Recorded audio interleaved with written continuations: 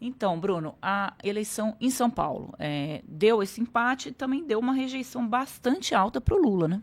Não, a rejeição muito alta, Andressa. E assim, se a gente for olhar para o cenário, São Paulo, na verdade, só está espelhando um pouco do que é essa disputa no Brasil. Você tem um pareamento entre as duas forças que estão aí consolidadas na cabeça do eleitor, né, o lulismo e o bolsonarismo, e ela está se repetindo um pouco em São Paulo, o que é ruim para o Flávio Bolsonaro, porque na eleição passada o Jair Bolsonaro venceu o Lula com mais distância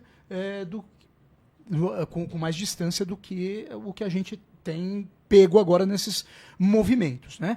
Eu acho, Andresa, que daí voltando um pouquinho para essa avaliação geral que esse político fez contigo, eu acho que ele é uma análise de momento, né? Uma análise muito do momento. O momento de fato é esse, né? Eu acho que a gente tem que estar aberto a olhar para os movimentos que podem acontecer. Eu diria para você que a probabilidade de o que está agora no momento acontecer é muito alta, de ficar as duas forças aí brigando, as duas forças se enfrentando. Essa é a probabilidade maior. Mas a gente está vendo em alguns lugares do mundo crescimentos de algumas forças alternativas que estão bagunçando cenários que eram tão sólidos como esse do Brasil. Então eu acho que a gente tem que ficar de olho nisso. Eu não seria tão taxativo de dizer, olha, não tem chance para nada. Acho que temos probabilidade. Ela é menor, mas existe essa probabilidade. Tá?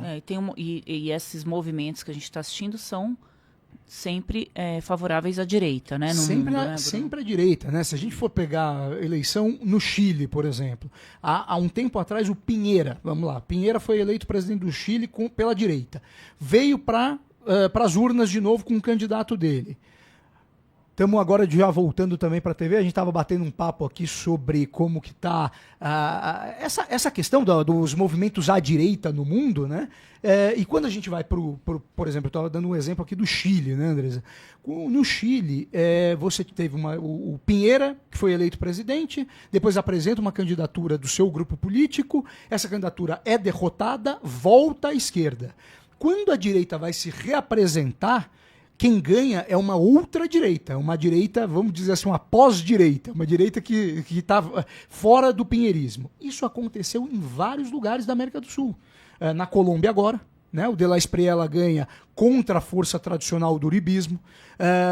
Na Argentina, o Milei vence a eleição contra a força do PRO, do Macri, que tinha sido testado na urna. E aqui no Brasil, o que a gente teve? Tivemos uma experiência de direita que foi rejeitada nas urnas, que está se apresentando novamente, mas você tem algumas candidaturas também à direita. O que aconteceu em outros lugares. O problema é que essas candidaturas ainda à direita são muito desconhecidas do povo brasileiro. Vamos ver quando elas se tornarem conhecidas. Se isso tempo tem. Porque a eleição não começou. Isso é muito importante. O Brasil tem um curto espaço de tempo de eleição. E é nesse curto espaço de tempo que as grandes movimentações se dão no tabuleiro. Então acho que a gente tem que ficar de olho só nisso. Eu não seria tão taxativo de que não tem espaço. Sabe? Ô Bruno, e como é que fica a transferência de votos, né? A gente pega governadores muito bem avaliados, eles conseguem transferir votos para o candidato à presidência ou vice-versa. Vamos falar, por exemplo, de São Paulo, que é onde a gente está dizendo a pesquisa aqui. O Tarcísio, que tem uma avaliação lá de 60 e poucos % do seu governo, tem um indicativo de que pode, inclusive, levar às eleições no primeiro turno. Ele consegue transferir votos para o Flávio e, por exemplo, a gente vê em cidades, agora nessa pesquisa, em que o Lula está bem na pesquisa, e até eu também queria que você analisasse, fazendo um parênteses, onde que o Lula vai bem? Em São Paulo, né? No interior ele não vai bem, né? Na grande São Paulo ali ele vai melhor, mas são cidades em que o Lula está bem, mas o Haddad não está bem. Então como é que a gente explica isso? Eu acho que são duas coisas aí distintas que a gente tem que sempre olhar. Uma coisa Andresa, o que você representa no jogo, né? Na cabeça do eleitor, o que você representa. Uma coisa é o Tarcísio de Freitas, ele hoje, o Tarcísio ele fica como um candidato que está ainda dentro do espectro bolsonarista, né? Qual que é a diferença dele? Hoje ele tem serviços prestados à população paulista que podem fazer, inclusive, com que algum eleitor ali que goste do Lula diga, não, o Tarcísio foi importante porque ele fez uma obra aqui na minha cidade, chegou tal coisa que foi o Tarcísio que fez, e eu vou votar no Lula para presidente, mas para governador eu vou votar no Tarcísio. Isso já aconteceu várias vezes no Brasil. Vamos lembrar de um movimento que teve, que ficou muito famoso no Brasil, em Minas Gerais, que era o Lulécio, que era quem votava no Aécio Neves para governador do estado e votava no Lula para presidente, mesmo o Aécio tendo, à época, a candidatura do José Serra com ele do mesmo partido. Então essas coisas podem acontecer. É mais fácil sempre o presidente puxar o governador do que o governador puxar o presidente. Ou enterrar o governador. Ou enterrar o governador. Vou te dar um exemplo. Eleição na Bahia passada. O ACM Neto disparado na frente, quando as pessoas começaram a entender que o candidato do Lula, o candidato do PT, era o Jerônimo Rodrigues, o Jerônimo deu uma estilingada ali que foi o suficiente para ganhar a eleição contra o ACM Neto. E é o que ele está apostando de novo nessa eleição agora. Hoje isso é uma pesquisa da Real Time Big Data no estado do Maranhão, por exemplo, em que o Lula bate no primeiro turno 60% dos votos no estado do Maranhão.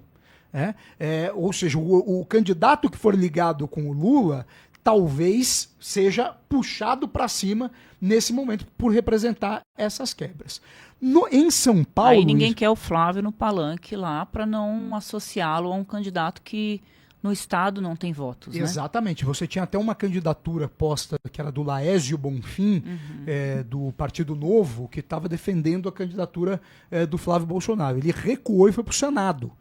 Porque viu que o espaço para majoritária, para o executivo, era mais complicado, mas que talvez para o Senado, na diluição de votos, ele pudesse buscar uma vaga. Né? Então, sabe o que eu apurei, Bruno? Que alguns candidatos ao governo vão fazer o seguinte: enquanto o Flávio estiver com dificuldades eleitorais ou estiver contaminado por algumas das denúncias, eles vão levar o Flávio nos palanques apenas nas cidades em que o Flávio tem boas votações. Então você pega um estado... Nas grandes cidades. Você leva ele lá nas grandes cidades, ou dependendo na Bahia, por exemplo, tem umas cidadezinhas ali que o bolsonarismo... da Bahia, que é mais forte, pode ser do agro. Né? Aí você vai com ele ali, porque ali é eleitor garantido e você também não é acusado de ter abandonado a candidatura. Então, a candidatura do Flávio, como está... sem credibilidade, inclusive perante os seus apoiadores, já está levando aos estrategistas de campanha a falarem o que eu vou fazer com o Flávio, onde é que eu vou colocá-lo enquanto ele estiver ainda sob júdice, digamos assim. E é um pouco disso. Quando você vai para São Paulo, por exemplo, que você tinha me falado, quais cidades que... o que a gente tem que sempre... Tem um corte, Andresa, que ele não falha. Tá? É um corte que ele não falha desde 2006. Porque você que estiver aí fazendo contas eleitorais, faça essa conta. Cidades com concentração de maior nível de pobreza, pessoas com até 2 salários mínimos, pessoas da classe D, você tem o lulismo forte. Aonde que em São Paulo o Lula cresce? Na periferia de São Paulo e na região metropolitana de São Paulo, que são justamente os lugares onde você tem essa maior concentração de pobreza no estado. Quanto mais rica a cidade, menos voto no PT.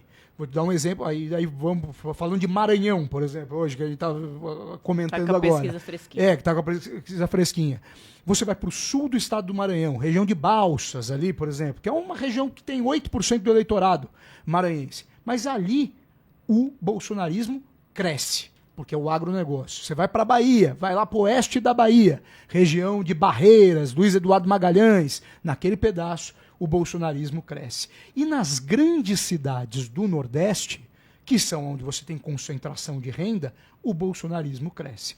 Campina Grande, na Paraíba, Caruaru, em Pernambuco, mesmo as capitais, Maceió, João Pessoa, são cidades que normalmente, Natal, são cidades que o bolsonarismo acaba crescendo por ter rendas mais altas na cidade. Então você tem essa divisão no Brasil desde 2006. Existe o voto do mais pobre com o Lula e o voto anti-Lula nas porções mais ricas da sociedade. Isso explica os programas sociais que o governo Lula fez, né, que ainda tem muita memória das pessoas que votam, né, no PT por conta desses programas. E que né, estão chegando de novo agora. Né? Essa leve melhora de aprovação do Lula tem totalmente a ver com a chegada desses programas sociais, seja o gás, o Vale Gás, seja agora o Desenrola Brasil, seja o crédito para as motocicletas, tudo isso está começando a impactar numa leve melhora de avaliação do presidente Lula.